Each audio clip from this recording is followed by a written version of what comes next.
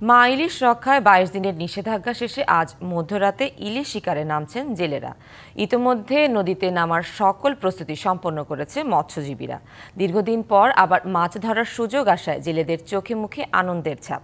এবছর মা ইলিশ রক্ষা কার্যক্রম সফল হওয়ায় উৎপাদন বাড়বে বলে মনে করছেন সংশ্লিষ্টরা।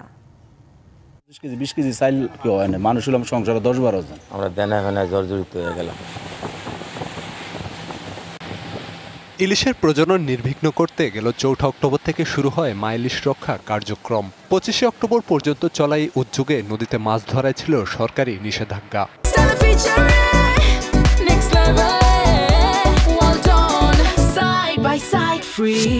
আজ মধ্যরাতে শেষ হচ্ছে সেই বিধিনিষেধ।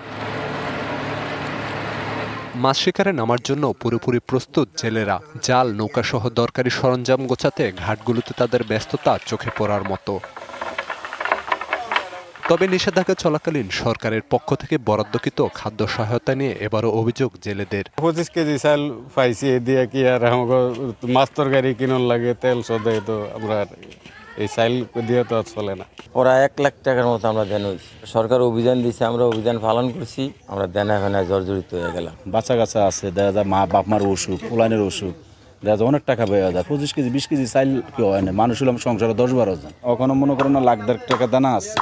আগের তুলনায় এবার নিষেধাজ্ঞা মানায় বেশি সচেতন ছিলেন জেলেরা। সম্মিলিত প্রচেষ্টায় এবছর মা ইলিশ নিরাপদে ডিম ছাড়ার সুযোগ পেয়েছে, দাবি এই কর্মকর্তার। এইবারের অভিযানটা যা হয়েছে আর কি, আমরা সবগুলা বাহিনী সমন্বিতভাবে কাজ করেছিলাম, যার ফলশ্রুতিতে আমরা একটা ভালো রেজাল্ট পেয়েছি। ইলিশ উৎপাদনে একটা পজিটিভ ইম্প্যাক্ট পড়বে। মা ইলিশ রক্ষায় এবছর জেলা টাস্ক ফোর্সের নেতৃত্বে 400-র বেশি অভিযান পরিচালনা করা হয় নদীতে। DBC news desk.